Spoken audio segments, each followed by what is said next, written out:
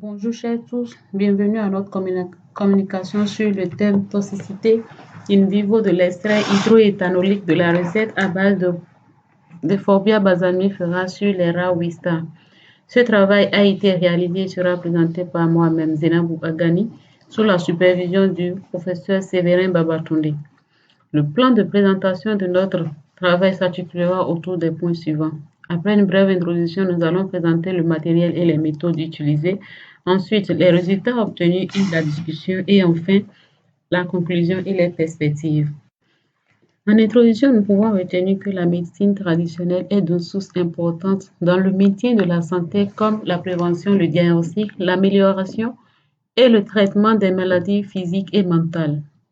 Les plantes médicinales utilisées en médecine traditionnelle sont de sources importantes de soins médicaux de proximité pour la population de base.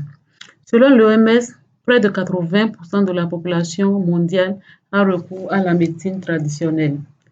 Plus précisément, en ethno-vétérinaire, l'utilisation des plantes constitue une place importante dans la vie des populations en Afrique au sud du Sahara, plus précisément au Bénin.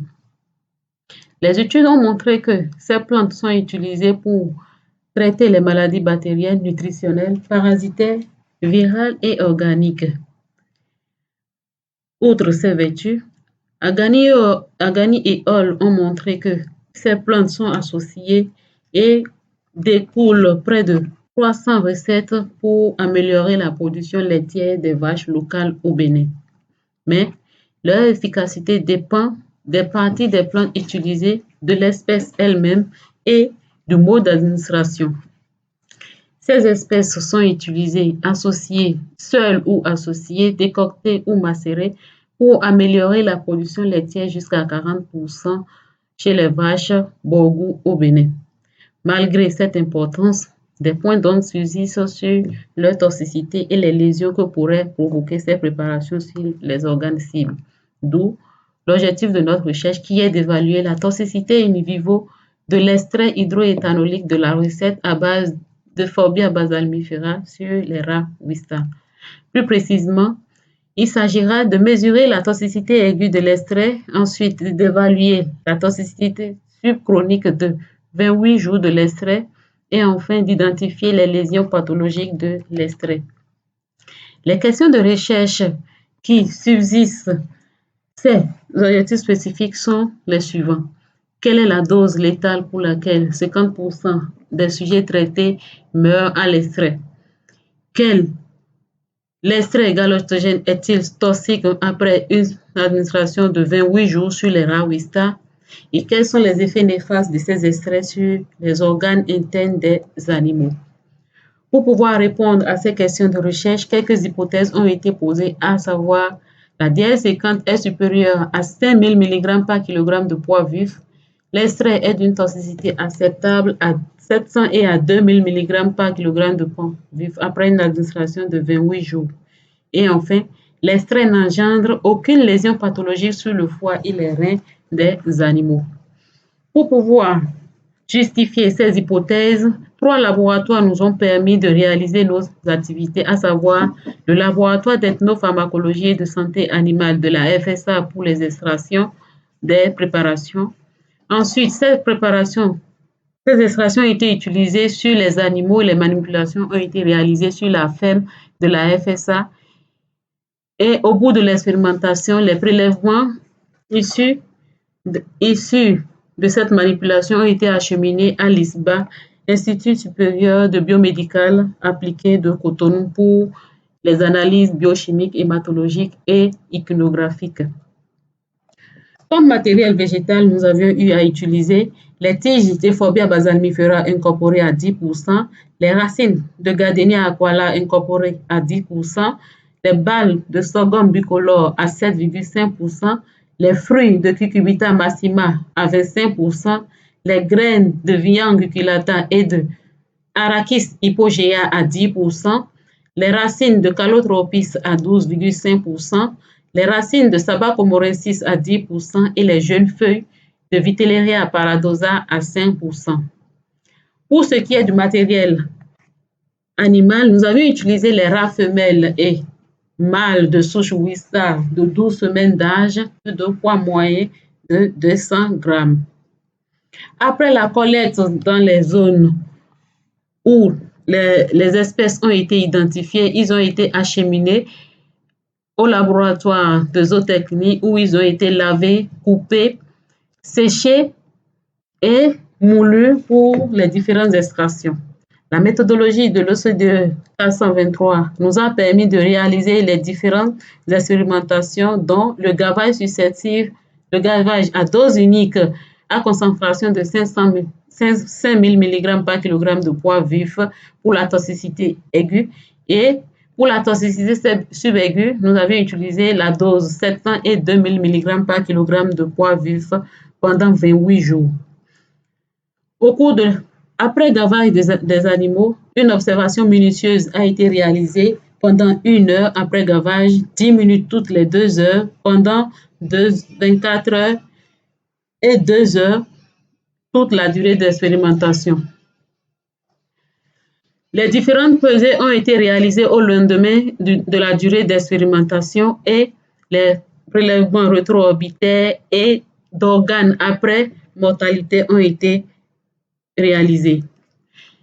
Les résultats issus des analyses biochimiques, hématologiques et iconographiques ont été soumis à des ANOVA et le test post-ANOVA de Turquie a été utilisé pour comparer les différentes données.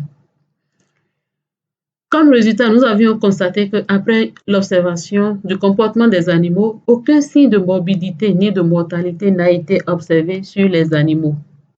Mieux, pour ce qui est de l'effet sur la masse pondérale des rats en 14 jours, nous avions constaté qu'il y a une croissance normale des animaux, quel que soit le sexe des animaux, ce qui suggère que la DL50 est supérieure à 5000 mg par kg de poids vif. Mais par rapport à la toxicité subaiguë, le poids pondéral des rats semble avoir une chute de production à partir du 14e jour de la durée d'expérimentation. Ce retard de croissance pourrait s'expliquer par le stress occasionné au cours de l'administration des extraits et le nombre indéfini d'espèces incorporées dans les extraits. Il en serait de même pour les organes internes pesés. Nous avions constaté qu'au fur et à mesure la dose augmente, qu'il y a une baisse de la production du poids des organes. En ce qui concerne les paramètres hématologiques, nous avions constaté que sur les 7 paramètres dosés, seuls les globules rouges et les hématocrites ont été significatifs chez les mâles, tandis que chez les femelles, tandis que chez les mâles, aucune différence n'a été observée. Et mieux, pour les paramètres biochimiques, nous avions constaté que chez les mâles, nous avions eu une diminution légère au fur et à mesure que la dose augmente, avec une différence très significative, ainsi que l'urémie chez les femelles. Ces résultats suggèrent de l'effet protagoniste des différentes espèces incorporées dans les extraits. Pour mieux confirmer ce résultat, l'iconographie réalisée nous a montré que aucune modification des lobules, des veines centrolobulaires au niveau du lobule hépatique et même du glomérule au niveau du cortex rénal n'a été observée. Ainsi, en conclusion, nous pouvons retenir que en absence de troubles comportementaux, aucune différence n'a été observée au niveau du poids des organes et du poids des animaux traités. Alors, la DL50 est supérieure à 5000 mg par kg de poids vif.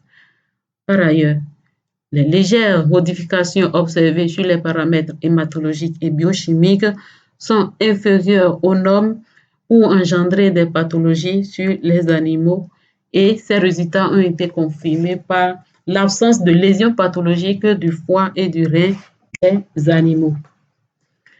Malgré ces résultats, nous avions comme perspective d'approfondir les résultats de toxicité pour mieux comprendre l'effet de ces recettes sur les organes des animaux par un test chronique, prendre des brevets pour la protection des droits intellectuels des espèces identifiées. Ensuite, doser les hormones précurseurs du sang telles que l'ocytocine et la prolatine, ainsi les coupes histologiques sur les mamelles des rats femelles pour mieux confirmer l'effet galatogène des espèces. Merci de votre aimable attention.